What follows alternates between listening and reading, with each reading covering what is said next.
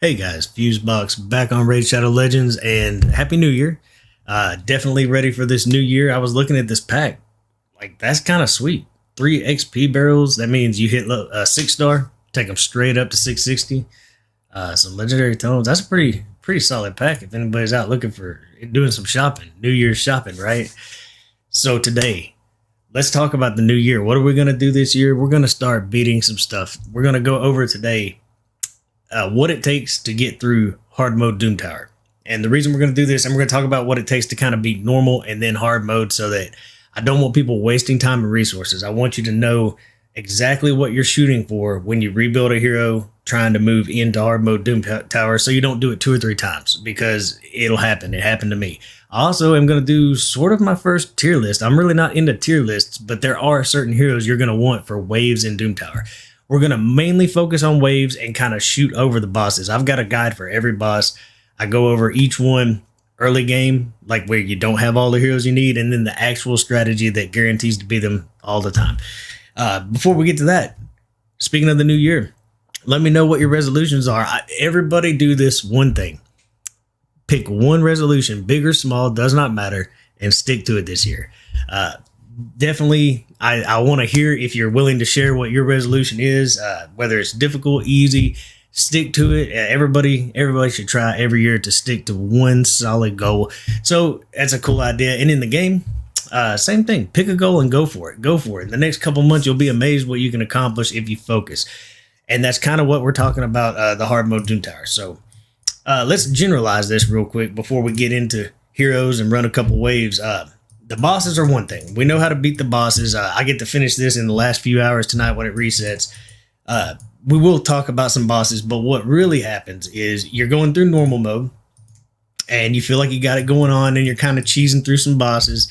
Well, that doesn't work on the bosses when you get to hard mode. You're going to really need the right team compositions. And again, go to my playlists at my YouTube channel and you can look at, I'll kind of cover early play and how you beat it level 90. And even though I'm not showing them on level 90, I've beaten them on level 90. I'm definitely not just blowing smoke.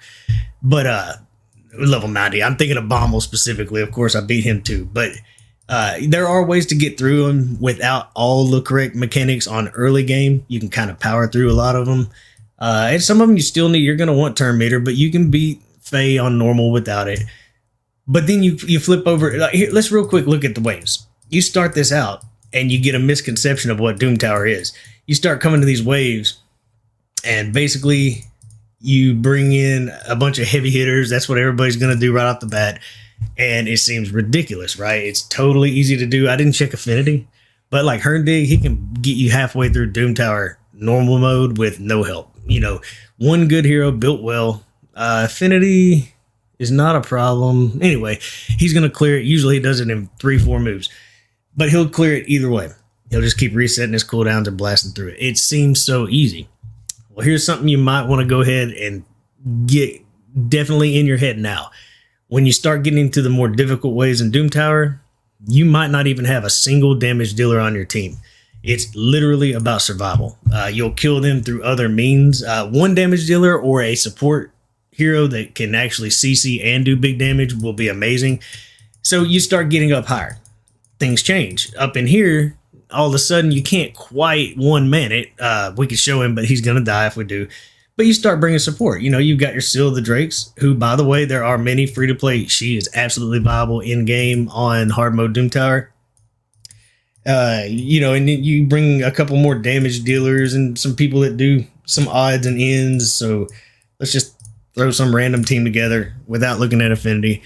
And you realize you can beat these too. With just a little bit of control. All we really have is some fears coming because we have Noble. He actually feared half the team. Still, the Drakes can stun him, and you can still kill him pretty easily, especially if you're debuffing them. So it doesn't seem all that bad. So we'll zoom through this and get on into hard mode where things change really quickly. We'll talk about it now. The first 10, 20 levels seem manageable with teams like this, similar teams like this. It seems like you're going to be able to do it. It's just going to be tough is how you feel. And then it changes. It changes like on a dime. So here's the thing. Getting through normal mode Doom Tower including bosses, you could pretty much get through all of the content with the right heroes, of course, for some of the bosses. If you get your speeds like 175 to 200 and you get your accuracy about 220 to 240, you can get through it. That's all you really need. Matter of fact, I'm sure that's kind of what half of these heroes look like. But then you get into hard mode Doom Tower. What does it take to beat it? I would really like you to know what it takes to beat these harder stages so that you are shooting for the right stats and not rebuilding heroes over and over again. Once you start getting over level 40 or 50, you're going to need about 330 kind of shooting for 350 accuracy. You're going to have to break 300 accuracy. That's kind of like the minimum it seems to get you by. I think that's what some of my characters are on. So I shot for at least 300 accuracy. That's not ideal. 350 is probably more like ideal for this. But 300 will get you through it. But speeds are ridiculous. They become the number one key. So now you come over to floor 94 on Doom Tower, on hard mode Doom Tower. Now some of these do have the accuracy they need. At least 2 of them, but we'll leave them in because the team as a whole will not have everything we need. We've got revive on deaths, we've got stuns, we've got fears, we've got a lot of stuff that so it's going to look like we're holding up. But against Peril, the move that we get out of this dude, I can't even think of his name right now. Well, look how quickly this went south, right? I mean, just instantly went south. A lot of these heroes will actually block your revives. Sometimes when you think you've got a fighting chance, you're up against 2 Siphies, 3 Rhodoses, and you just can't kill them. These teams just don't work out when you get into this level of gameplay. The dramatic difference is kind of crazy. So let's edit this team. These are the heroes. I use 6 heroes to beat almost every stage in Doom Tower. You're going to have to pick a pretty small group of heroes. Still, the Drakes fits right in. I actually sub her out most of the time for Solus, but they're there for the same reason. Seal, I don't plan on her doing revives. I plan on controlling the team so I don't need revives. So either one of these works because they have a lot of control. Seal in a stun set with, I don't even have I may have switched her masteries. Let me see. What are we looking at? So she's bare minimum here. She's not quite where she needs to be on accuracy. She's just barely where she needs to be on speed. Actually, I've been messing with her. She's not even built that well, but she will work here. I like using Solus. I don't even need the reviver because if you need a reviver, you're probably in trouble. These guys will block revive. This guy right here, more too macabre. So the team I bring now, Lydia, the most important thing she's doing for me, she does a lot. An unbelievably lot of things she does for me. She breaks all their defense and weaken. She puts up a strengthen buff, which is amazing, but it's the speed up and the ability to lock out one hero on her second turn that makes her so amazing for me. So if you're not bringing up Lydia, if you don't have her yet, you need somebody who can speed up your team and do some sort of control. Haikatoon's actually really good for this. She can deplete turn meter, put slow on heroes, speed up your team, and give you a turn meter boost. I might even look at my build in a minute, but I'll show you the team I use. The heroes, I'm going to tell you, probably the best in slot. Brogni. Now, if you don't have Brogni, have no fear. It turns out High Shield is an amazing hero. Now, my High Shield is probably not fast enough. He's about 170-something speed. Let's see where he's at, because I put him in average gear. I do want to do a guide on him, and I usually do average builds first, but he is ready on accuracy for hard mode Doom Tower. He's just slow, and he could use some more HP and stuff. I probably got to roll things up. But if you don't have Brogni, you're going to want somebody to keep you alive, and that big shield is going to be great. He also brings a strengthen buff, so if you don't have Lydia, he's covering 2 of these roles right there, and he has CC with a provoke, which is another role that we're going to be feeling dramatically here. Somebody I know you have, well, if you played long enough, you've got her, and you will get her if you don't. Physics. She's on every team. Let's just do this because this was before I built up. He's not even booked out, my Solus, so let's just bring Seal. That's who I usually would use. The idea here is to put out a provoke, and then the second turn, I want to control these enemies. I can't let Mortu Macabre take any turns. And I also want to control everybody else or they'll end up killing me. Then we're going to bring in speed. Now, a speed lead, it could be Hakatoon. I'm going to bring the same speed lead, but of course with the best hero I got. So when you're on Doom Tower hard mode, your accuracy, if you're using accuracy, my Brogni does not, you're shooting for over 300 accuracy and over 200 speed. I would try to say 220, but you're going to want a speed lead to kind of make that difference. That's an extra 19% gives me 19 more speed, putting me well over 220.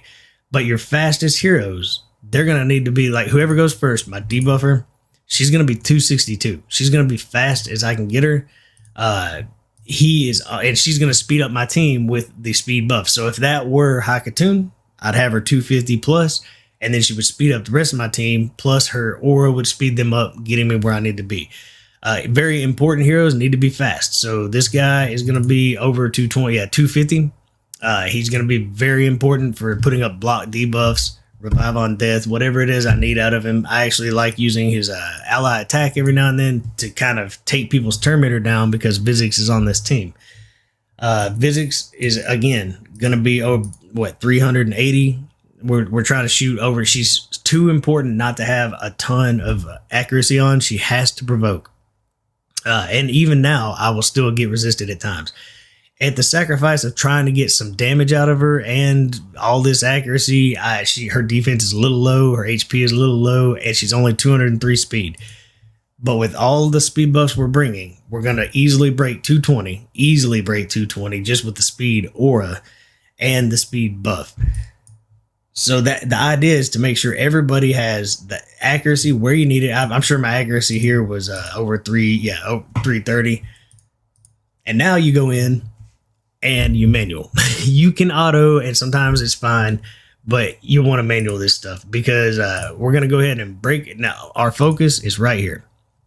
Mortu Macabre cannot take a turn, and he needs to die before he takes a turn. You see, even with all this speed that we got, with the speed aura and this speed boost, we just lost out. And now we cannot buff, which is no bueno. But that's all right. Everybody else is going to try to take a turn. We're going to go ahead and put on there. We cleansed ourselves. We're blocking debuffs. Even though it's redundant, we're going to put the shield on from Brogni so we stay alive. And now we have an option. If Vizix gets to go next, which I think she will, I'm just going to kind of tear turn meter down on Mortu Macabre and provoke the entire team. Now this whole wave has wasted a round. We're good to go. And now I'm going to lock him out for the next 3 turns. He can't use his abilities. That does not work on his peril ability. You're going to have to keep this guy in check or dead. So I'm basically focusing the entire team, everything I have on one guy. Now that he's get down, who's my biggest threat? Vizix can provoke me. So can Solus. And then this guy goes crazy with turn meter. So we really need Vizix and Solus to die. Honestly, that's what we need. Let's just start chipping away at him, and hopefully we'll get some stuns. We got Vizix stunned, so now we'll focus on Solus. And we're just going to go ahead and we might get a fear. We got a fear. So it's all about control. You're just not going to power through these guys with big attack champions. You want to start building up a lot of strong support champions. That's what you're going to want. And you're going to probably need 6 or 7 options. It won't always work out the way you want it to. And we're going for turn meter down. We're just trying to keep these guys from taking turns. The most important heroes that we're afraid of, we want to keep them as slow as possible. We'll have to eat a hit. See, he just provoked my whole team. So hopefully we'll finish him off. That's why we've been focusing on him, because we need to get back to Vizix and we need to shut her down. And this is why I like bringing Solus. He can provoke on multiple turns. I can't wait to get him fully booked. So we're going to try to tear her turn meter down. The reason the allied attack works is because Vizix and Seal of the Drakes will help me tear her turn meter down. Now we're going to protect ourselves and provoke the entire team again. Now they've got block debuffs. So everything I'm doing right now is about Vizix is going to take us down. That's all right. Let's get Solus off the map. can't stun. Do we save it? We probably save it. We gotta control this team, and this is just round 1. So I'm gonna speed this up, and we'll get through it, and then we'll move on. Well, that don't make it better. I wanna dig my hands deep down in the dirt. Take a walk along the street if I'm feeling dessert. All of this convenience just doesn't work for me. I wanna play with fire. I always cycle my A1s at the end of a round. I want to start every round out with every move I have available. So I'm just going to A1 this guy and then move on to the next round.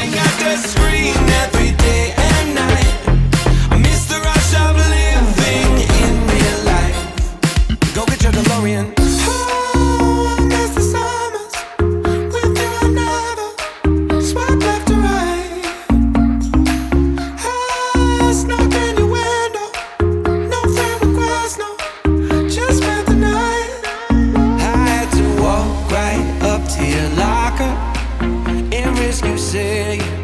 Just don't bother. I know this all just makes me sound ancient, but sons and daughters, that shit was amazing. Can we take it back to 95? Before we had this drama in our lives, just staring at the screen every day and night. I miss the rush of living in real life. Go get your DeLorean.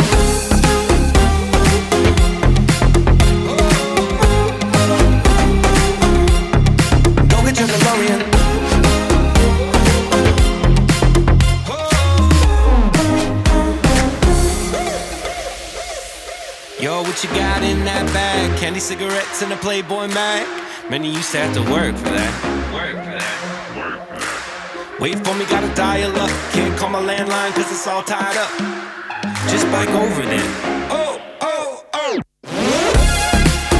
Alright, we're gonna auto now. So, you're gonna probably want a manual and get ready for like 10, 12, 13-minute fights. Get ready to have to play them because of just the smallest bit of RNG, that 3% we always talk about, where things can go south no matter how well equipped you are. Be ready to have to run these a couple times when you get on a tough team. So let's talk about heroes. My quote-unquote tier list.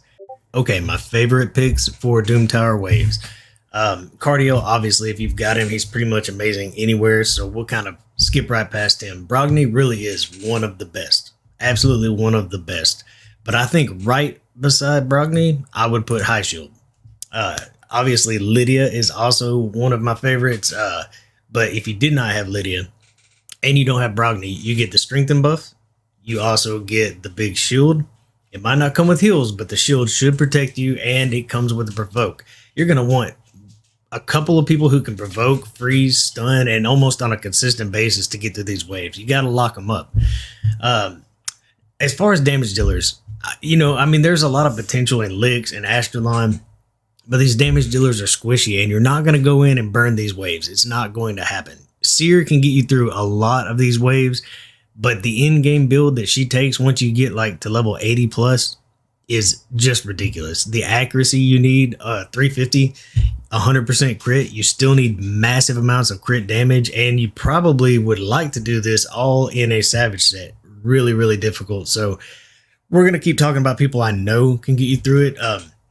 Bad Elkazar as well as Uragram. Where's Uragram? Right here.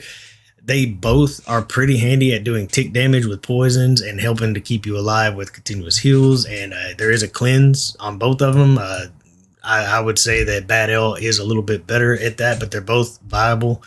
After that, HP burn champions, a real standout is Dragstar because he has that provoke. So you got CC as well as a lot of HP burn damage constantly coming in.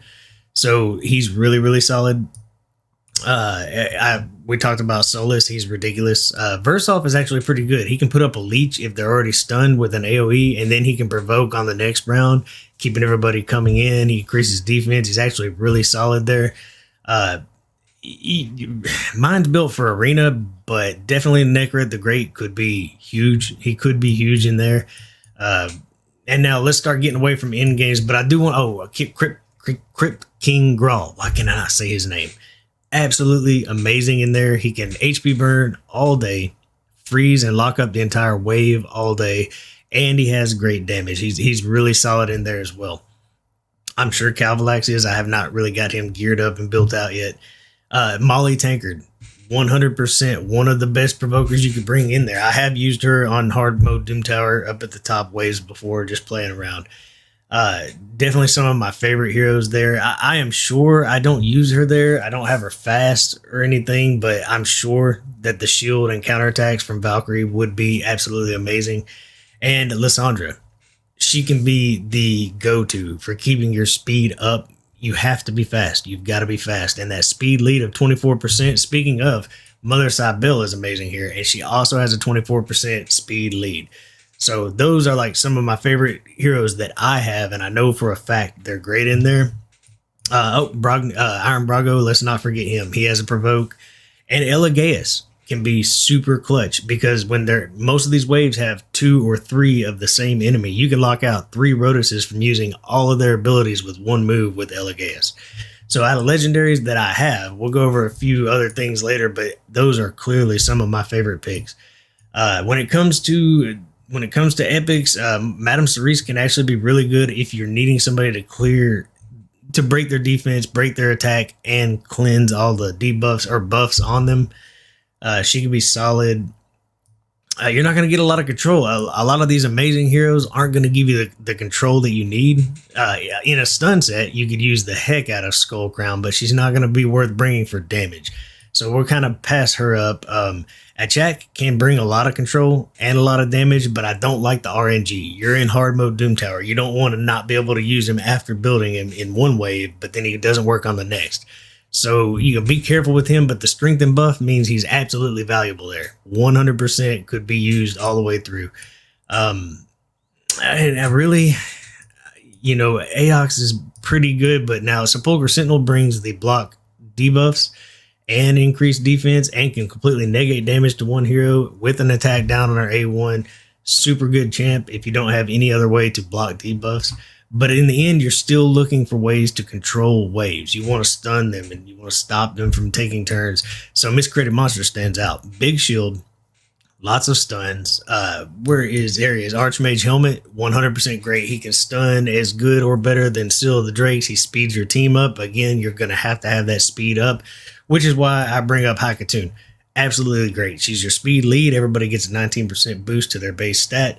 She can be put in a stun set if you're using her in Doom Tower. Just make sure that she's got the stats you need. Make sure she's actually solid and got, plenty of accuracy and plenty of speed.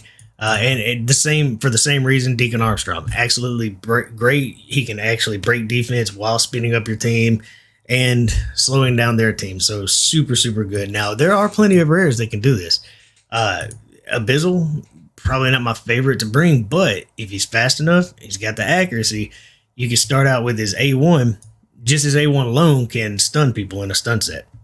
You can spam it all day with the right masteries, and then he brings a heal, and he's got some other buffs and stuff that he can do, so he could definitely be usable, but for that reason, the best in slot there would be Belor. Mine's not built out, but get him in a stun set. Make sure he is as fast as you can get him. Probably speed is more important than anything, even the tanky part, though I would like to build him tanky if I'm doing this. Speed is most important because he's got tons of debuffs. I would get his accuracy up. Even though small debuffs can slow people down, he's going to be absolutely gross in there. In-game viable. Just make sure he is stunning. Take the mastery of Fearsome Presence so you get an extra chance to stun and just keep this guy rocking. And you can do the same thing with somebody like a Soulbound Boy, or she could do the same thing. Just put her in a stun set. She can turn meter, deplete somebody with the accuracy and the speed that you need before they take their turn, keeping them out of the battle. You don't want somebody like Valkyrie putting up her big shield and slamming your team, so you just keep her from taking turns. And then you could do sort of the same thing in a stun set with Shield Guard, but he doesn't really stand out as much as some others. He doesn't bring anything else, and damage is not what you need. You do not need to worry about your big damage dealers when you're getting through these hard mode Doom Towers. You want to stay alive. That's really it. So Seal of the Drakes, obviously everybody's got her. She's amazing. And then out of rares, what is his name? Gnarlhorn. A rare Gnarlhorn in the Skinwalker faction. Absolutely brilliant. He provokes the entire team. he puts up unkillable, so he just takes a pounding. And while he's soaking up all those hits, if you put him like in a frost set, he can go ahead and freeze some of those heroes so they lose the next turn as well. He can lock up a team pretty good. Those are some of my favorite heroes for taking into hard mode Doom Tower. But in the end, the gear swap when you move from normal to hard is basically going from 220 accuracy to more closer to 350 speed of 170, 180. Now you need to get it around 220, and that's still not enough. You're still going to need a speed lead, a speed boost somewhere in your team. And then you're going to want your fastest hero. You're going to want some of the most important heroes that set up your team to go the fastest. People who put up an increase in speed, and even some of the people who start putting out stuns or provokes. You're going to want one of them to be able to go, and then don't go right after them with another provoke. Let them all lose a turn and then provoke again or stun again, and just keep them locked up. And always focus on the most important hero to lock up and deal with the rest of the team while you're going. That's why I like having a shield from either Brogni or High Shield. Even Miscreated Monster could protect you pretty well. Anyways, thank you for sitting through it. I hope that in this new year, a lot of you are able to start pushing into hard mode Doom Tower. If you shoot for these stats, you won't have to rebuild your heroes over and over. If you pick the right heroes, you'll be making heroes that will stay the way they're geared for the rest of the game. So I wanted to go over my favorite heroes, the way to build them, and when it comes to bosses, I've got them all lined up. I will say I want to throw out Bommel now takes a massive amount of damage from bombs. So you could throw in, I got some cool ideas. We may go ahead and play with those later. Anyways, thanks for sitting through it. Have a great new year. And until next time, enjoy the grind.